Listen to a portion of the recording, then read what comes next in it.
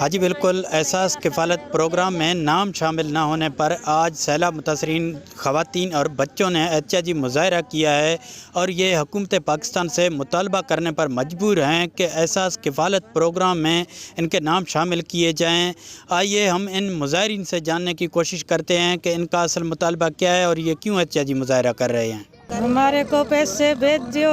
احساس پروگرام میں بے نظیر پروگرام میں ہمارے سارے پروگرام میں بند ہے، کارڈ کا نمبر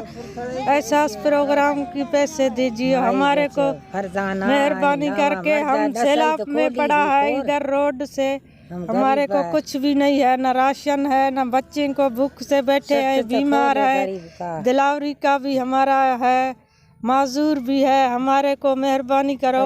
احساس پروگرام میں کارڈ کی پیسے بھیج دو۔ مگری